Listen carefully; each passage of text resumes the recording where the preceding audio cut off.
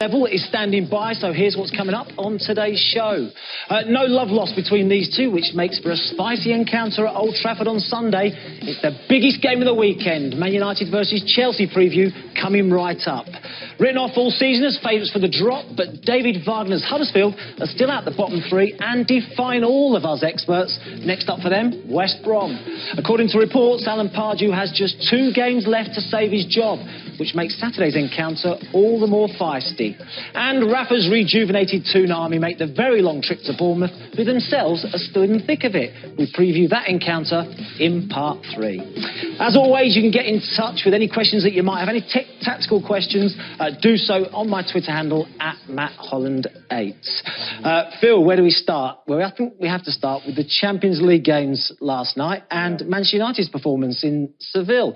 It's coming for an awful lot of criticism. What did you make of it? Yeah, it's coming for a lot of criticism because I think everybody expected United to go the same way as City, as Liverpool, as the other English clubs are getting good results, positive results. I think it is a good result, but I don't think the performance was good enough. And if it wasn't for a goalkeeper in David De Gea, they could have come away with a defeat. Did you really expect Man United to go away and play like Liverpool did, like Manchester City did? Because we've seen Man United so often go away from home and try and be tactically defensive and sit back and soak up pressure. That's exactly what happened. No, but I expected them to win the game. And I think, you know, some of the criticism this morning, we'll probably go into it a little bit later, which I think is a little bit unfair, is that people thought that Seville would just roll over and just let United score 2 or 3 goals. Seville are a good side. You know, we've seen already this season the qualities in the Champions League, so it was never going to be an easy game.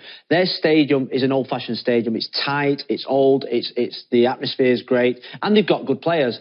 But what I would say, and the disappointment for me from that Manchester United performance last night was, and it's been probably like that all season, the intent to score goals and attack is just not there. Yes, you can set up defensively, organised, but it's that counter-attack with quality. And I think, at times, Jose's been let down by the big players in the team. Interesting. The stats suggest that it was one-way traffic. 25 attempts to just 6 for United, and only 1 on target compared to Seville's 8. They had more possession, more corners and touches in the opposition box, more than double that Man United had. They were indebted, I think it's fair to say, to a massive performance from the goalkeeper, David De Gea. Again, I mean, you're talking about someone in a Man United side that I think's been inconsistent this season, a lot of the players, where he has been consistent. And it's not just this season. I'd say the last 3 or 4 seasons. He's without doubt the best goalkeeper in Europe. I think his composure and his ability in the big games to make big saves, and looking like those saves are easy, I think is his biggest strength. But when you go to an away ground, particularly when you're a big club like Man United, you expect to dominate possession. But look at that, 43% to United, 56% to Seville. And Seville dominated. Seville probably after the game, their manager would thinking, we've dominated United, and you know what? We can go to Old Trafford and cause them problems. Let's talk about David De Gea's future. Is it at Manchester United? Because it seems as though Real Madrid have brought up every year, every transfer window, that they're going to come in for him. I mean, try putting a price on him. No, you can't put a price on him. You're talking, you know, you talk Pogba levels, Neymar levels. I think he's over the 100 million mark. I think he's that good and that important. He wins United games on his own. They need him to sign his contract, though, don't they? My experience of Real Madrid and Manchester United, or Real Madrid chasing the players, that they might come knocking once, twice, but eventually they always seem to get their man. And I think eventually David De Gea will go back to Real Madrid. But what I would say is that United have got to do everything in their power to keep him there. And I know Jose last season was a little bit, you know, is he in my plans, is he not? He's got to make sure that he stays at United. And how's he going to do that? What's he going to say to David De Gea? How's he going to convince him to stay at Man United? Winning Champions Leagues. Winning Champions League, challenging for league titles, winning trophies. United actually have got a good number 2, Sergio Romero. I think he is a fantastic keeper who could be number 1. But he's not David De Gea. But he's not David De Gea. He doesn't win matches like David De Gea. He hasn't got the experience of David De Gea. David De Gea will be at the stage of his career now where he wants to win the big trophies with Spain, with Man United, or with his club side. Is it a happy dressing room at Old Trafford at the moment? I asked the question because of the Paul Pogba situation. Last 5 games, he's been brought off in 2 of them. He's been on the bench in 2 of them, and he wasn't even involved at Huddersfield in the FA Cup. Look, it's if you know nothing about football and you're looking from the outside, you can even spot the signs if you know nothing about football. Subbing your biggest player, your biggest signing, in games when you're losing, like against Newcastle. The stories that he didn't report to training the day before the Huddersfield game, then didn't turn up ill for the Huddersfield game in the Cup, and then the biggest game of the season, the Champions League game, you leave him on the bench and bring in a player like Herrera, who's a good player, but hasn't had any action really. He's probably had the same accusations that he's fallen out with Jose during the season, and a young kid in McTominay. I think signs aren't great. Where's Phil Jones? Has he fallen out with the manager? I just think there's too much noise coming out. Is it the best way to deal with your star player by leaving him out? Or is it the right thing to do and make an example of him to the rest of the squad? Well, ultimately, if he's not playing well, regardless of the fee, regardless of your ability, regardless of your status in world football, if you're not doing the job for the team, like Paul Pogba didn't do against Tottenham and Newcastle, then you deserve to be left out. I mean, I'm a big fan of that. So you're saying he's not playing? You don't think he's playing well? He's not playing well. No, I mean, you watched United against Newcastle up at St James's Park, and you saw a player that was playing within himself. You saw a player against Tottenham that was not doing the right disciplined job for the team in terms of vacating the middle of the pitch, ended up on the right wing, the left wing, which we'll show in the few clips coming up, and not being a team player. And I think Jose Mourinho's whole philosophy is about 11 players that are fighting for the team. That's why Ashley Young is playing at left back. Probably not because he's the best left back in the club, but he trusts him and he knows the job he's going to do. So is it the kick that Paul Pogba needed then? Well, it's how you react from this. I think Paul Pogba's the type of player, and I saw him in the youth teams, that even though he's French, he was brought up with a youth coach that was really tough on him. And he always reacted to being kicked up the backside, to being left out the team, to being challenged. And this is a big challenge for him now, because ultimately, forget Manchester United, Paul Pogba will want to go to the World Cup. And he'll want to go to the World Cup in form. We're getting to that point now where players have to start it in form. Chelsea this weekend. Chelsea, of course, themselves in European action this week. Had a draw against Barcelona. The big question is, does Pogba start then for you this weekend? Pogba does start. And I said at the start of the conversation we had about Chelsea played against Barcelona. You've got to say that they played deep. They got men behind the ball. They were tactically. And Conte produces a masterclass. Nobody says... It's Barcelona. Nobody says that he parked the bus. Jose does it, and all of a sudden people say he parked the bus. That's where I think sometimes us as pundits, the media in particular, I think he gets a hard time. But Chelsea were against the team top of La Liga. Yeah. Man United were against the team fifth in La Liga. It doesn't matter. The tactics were the same. I think Barcelona were there to be beat the other night. I've watched a lot of Barcelona this season. They're not the side that they were 6 years ago. They haven't got the speed in the side that they had 6 years ago. And I think they were there to beat.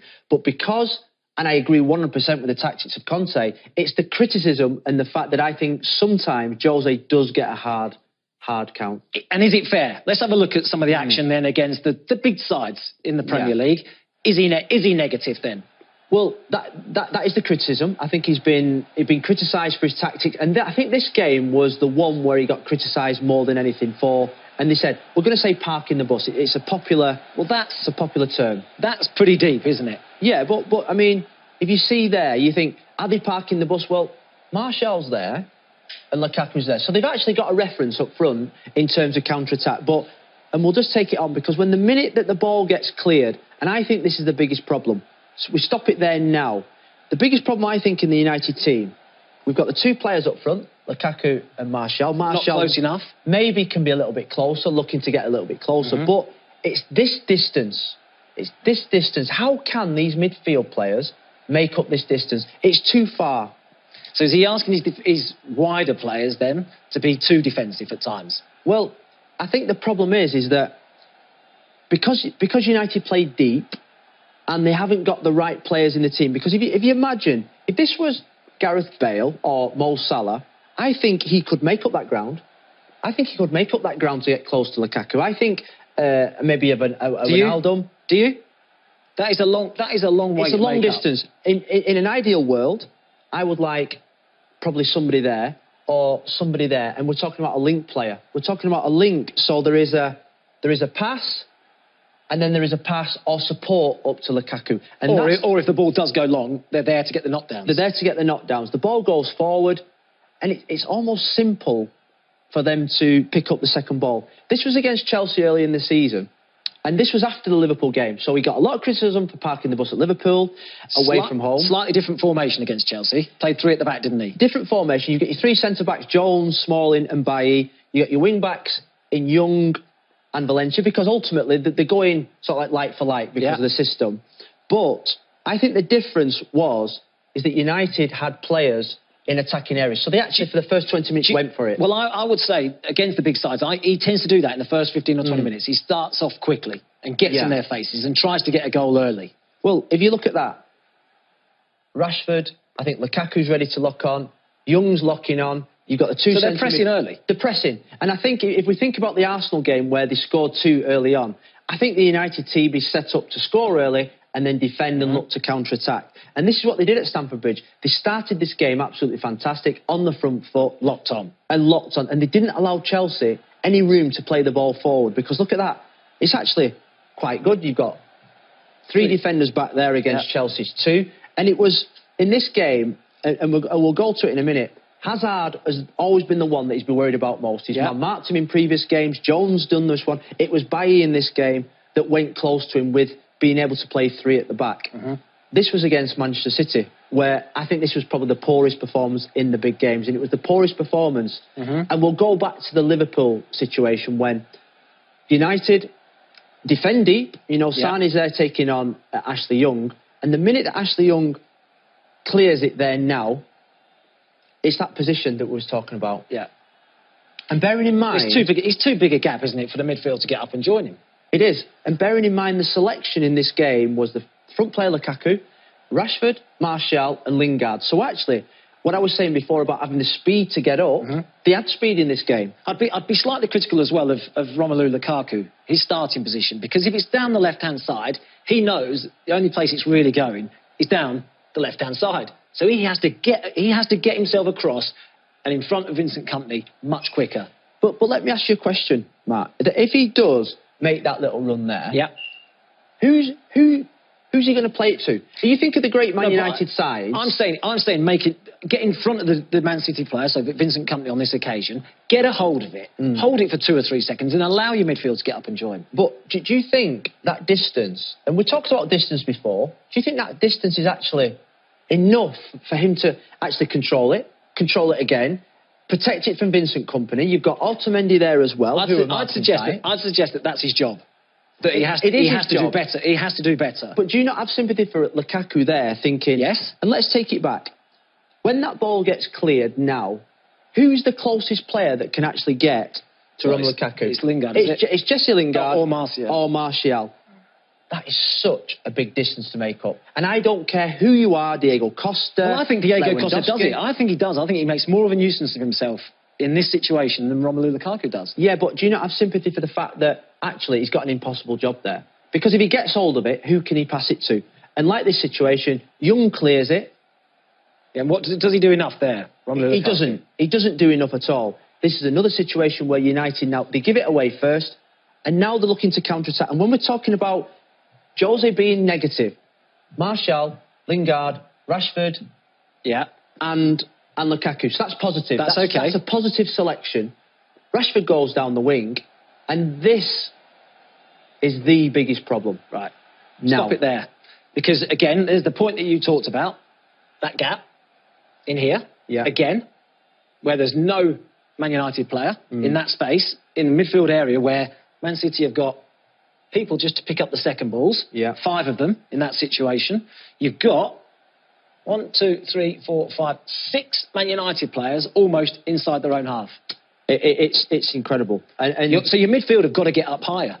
I think Antonio Valencia can go on. You've got your 2 centre-backs.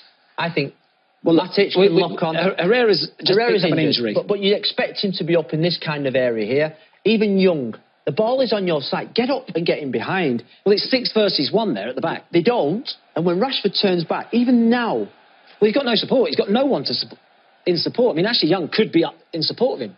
I think this game, possession-wise, was something like 73% to Man City. And this is the reason why. Because every time... Man City dominated that area. Every time City won the ball, they dominated the centre of the pitch. And you can say, yes, but who's Matic protecting there? He's actually protecting Smalling Smalling is other defender. How many times did your mate, Paul Scholes, come up and pop up on the edge of the box here and smash one in? It's unbelievable. And if you're thinking about the best teams in England at the moment at pressing, and you're talking Tottenham and Liverpool, I think they'd be up here. I think they'd be locking on up here. Herrera would be making runs into the box, and all of a sudden, there's no way out. They're almost suffocating the opposition. Well, always, when it goes down the left-hand side, your fullback, so it's Ashley Young on this occasion, is the one that gets up and supports, isn't it? Yeah. And your opposite fullback, Antonio Valencia, sits. If it's on this side, Valencia goes forward, Ashley Young sits, but always gets up and supports. He's 40, 50 yards from Rashford. But Antonio Valencia still could lock in. He can go because you've got the security of Rocco and Smalling back. And I know Herrera's injured, so you can say that is unlucky. Yeah. Herrera would probably be in that position there. But even in that position there, get into the box and Matic, lock on to Silva, lock on to Jesus, lock on to Kevin De Bruyne. And it's this area of the pitch that I think United are negative. It's almost attack with 4 and defend with 6. Now, against Tottenham, you can set up your tactics as much as you want, can't you? And this happens within the first 30 seconds. Well, this is Jose Mourinho's fault.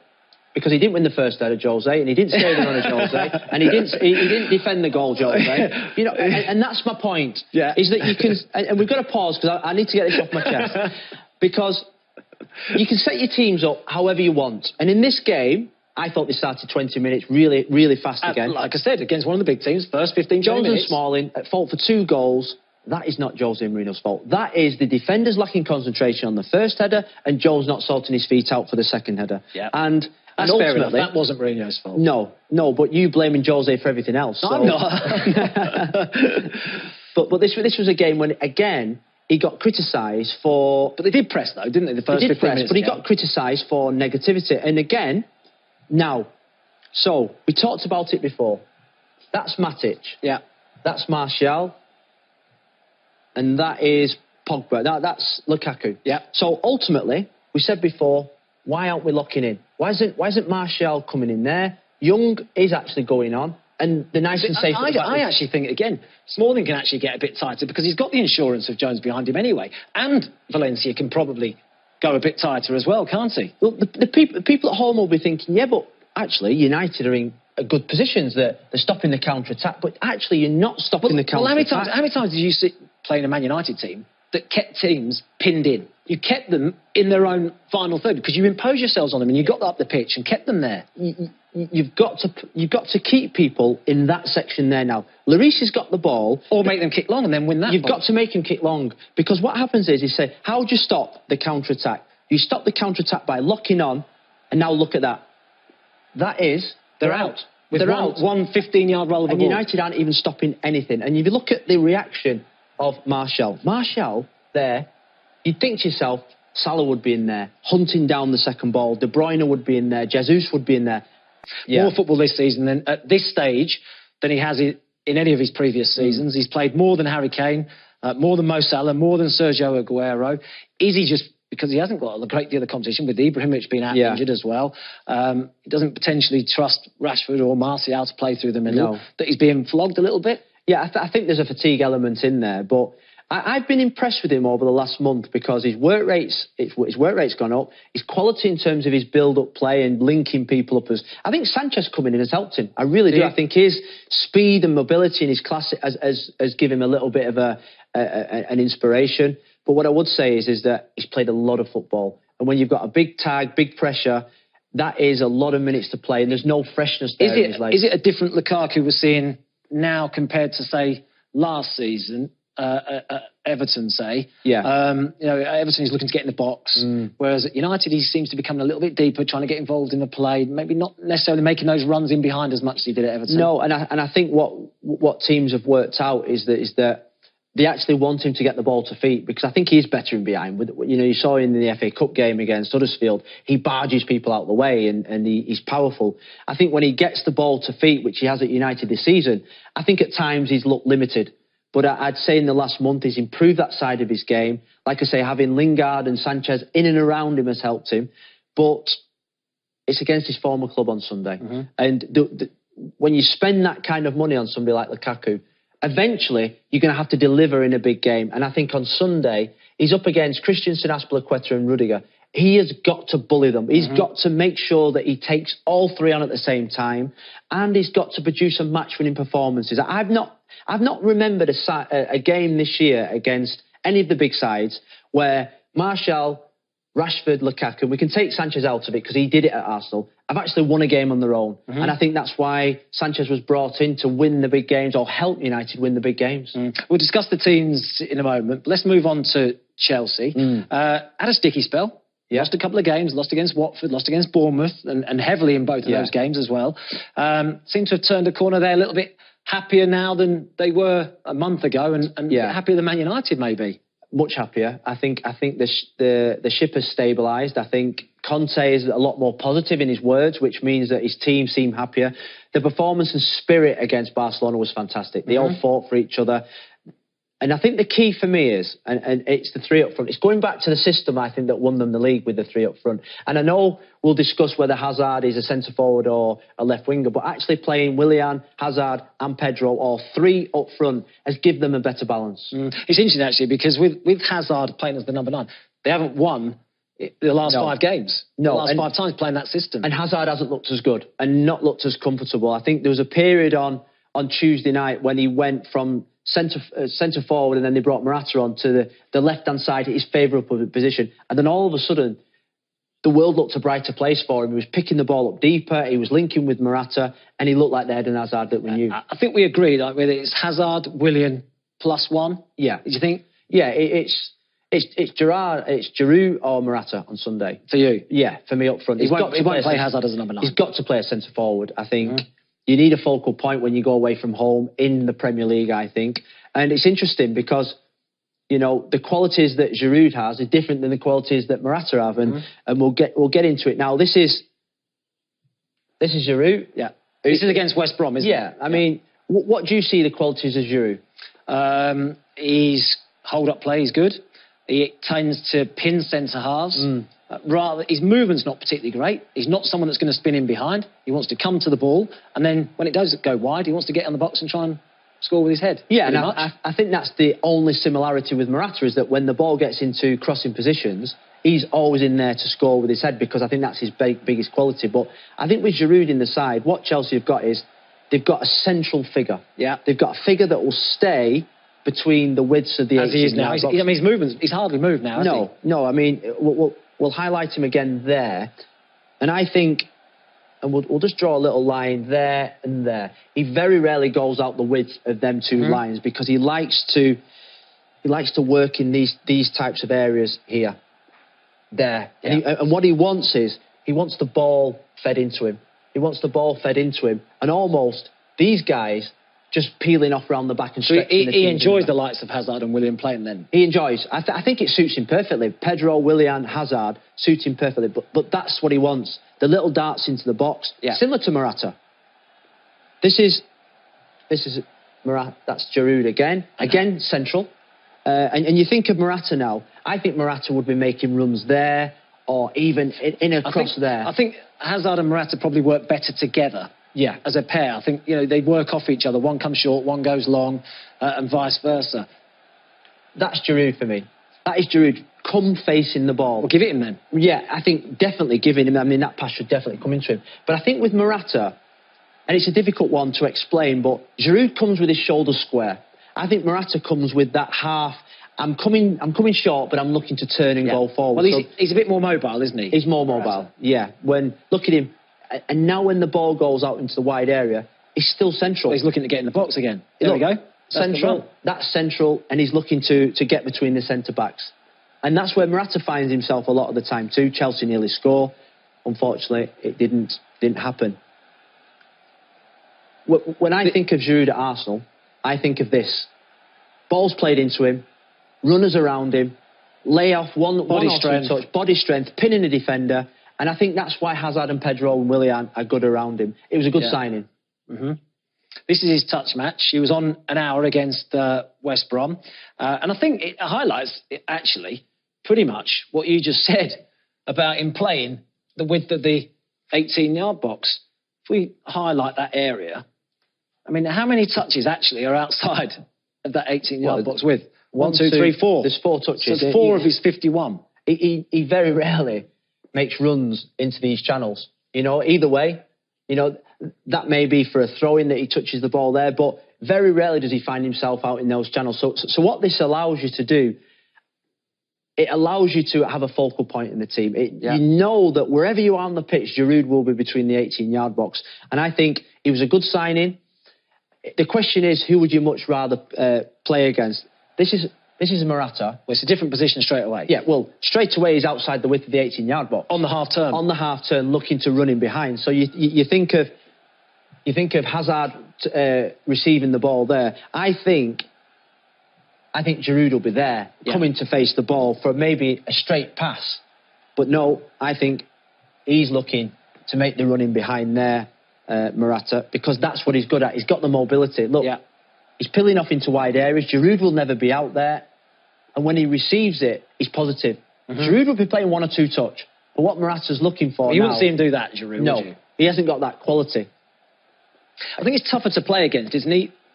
Who would you rather play against, Giroud or Morata? I think you'd rather someone that stayed still or tending to stay in the same sort of position, so you're not getting dragged out into areas that you don't want to. No. If you're a centre-half, what you don't want to be doing, so it's centre-half here, what you don't want to be doing is getting dragged out over here into this position to a wider position where you perhaps haven't got the pace to deal with it.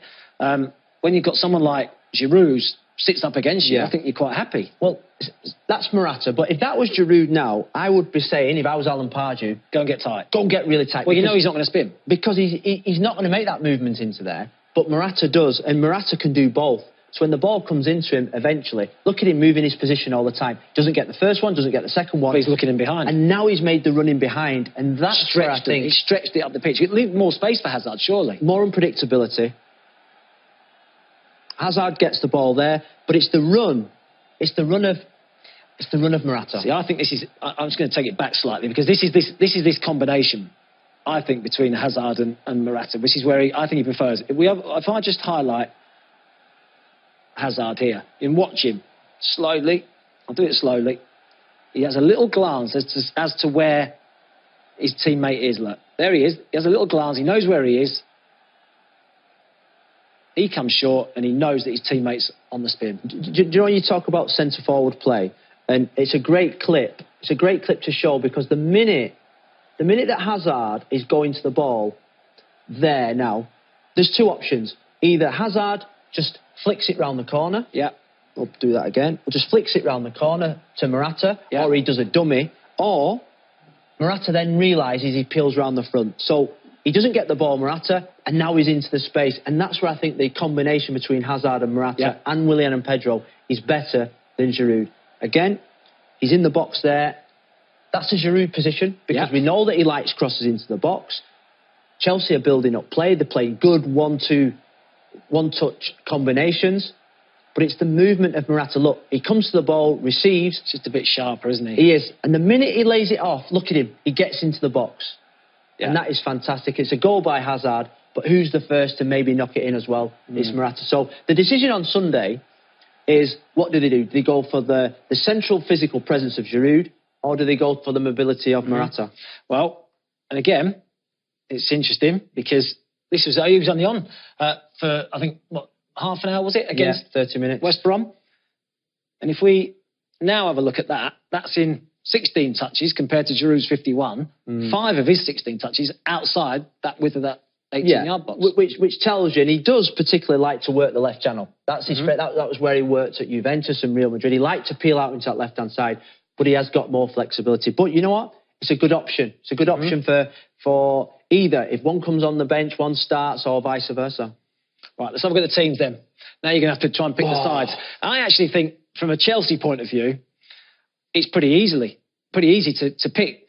I think the back three picks itself at the moment. Cahill's struggling a little bit. The only 2 positions I think are up for grabs are Fabregas and Giroud. Yeah. I think Willian has played himself into the team now. Yeah. His performances of late. Hazard plays, without a doubt. The 2 wing-backs are pretty much set. I think the options are Morata for Giroud, and does he go a little bit more defensive and say, right, I'm going to put Drinkwater in alongside Kante? Shape will be the same. It'll be a back 3. The Two shape, wing-backs. The shape stays the same. The system stays the same. The only thing I would say is... Or the other argument would be to do Pedro, I suppose, in that position. Hazard goes there, but again, results haven't been great with Hazard as a number 9. No, so he's not going to do that. I'm not so sure he's going to do that. So Morata or Giroud for you? Well, go back to the two decisions. It's Fabregas or Drinkwater. So who do you pick? Well, I don't think he'll go Fabregas. I think having been... He's just done it against Barcelona. Yeah, but I think it's whether he can go again at Old Trafford. 2 big pitches, 2 high-profile games. He's got a game midweek next week as well. I think he'll go Drinkwater, and I'm going for Morata up front, purely and simply because of his mobility. Will Jose Mourinho, I think it's much more difficult to select the Man United team. We don't know what shape he's going to pick. Impossible. We don't know the personnel. Yeah. Will he have a plan for this man, which he has done? He's had Jones man mark him. He's had Herrera man mark him. Well, I think we've come up with 2 options, haven't we? We've come up with the system that he played at Stamford Bridge early in the season, which is the 3 at the back. We've gone for Rocco, Smalling and Bailly. Can Bailly lock onto Hazard? Can he this system here. Can Bailly pick up Hazard when he comes into his zone? You've got a 3 in midfield, which means that Pogba doesn't get exposed in a 2, which I think is really important. Chelsea play a 2 in there with Kante and Fabregas. So can United dominate the middle of the pitch? Yeah. And can we get 2 up top? And I put Shaw in here because he doesn't trust Shaw as a left-back, I don't think, in the big games. But I think in a wing-back position, one-on-one versus Victor Moses, I think he'd be able to handle that. He'll be able to play further up the pitch. It suits Antonio Valencia, and it gets United with all these numbers. Look at them numbers. 3 defenders, 3 midfield players, 2 central figures. Sanchez can have the freedom to go like that. So that would be the system that I would probably tend to sway towards, bearing in mind how he went at Stamford Bridge. What do you think he will do then? That's what you'd select. What will Jose Mourinho do? Let's go back to the first one. Yeah. And let's go to the home team. Do you think that's more likely? That is probably more likely. But I think what that team does, it exposes a couple of things that we know at the moment he's not happy with. It exposes Pogba. Yeah. Pogba's last game in there in a big game was Tottenham, when he ended up over right, left, anywhere but central. And it's who he plays on the right. The right-hand side is a big problem for him. Sanchez likes to play on the left, so that rules out Rashford and Martial on the left-hand side.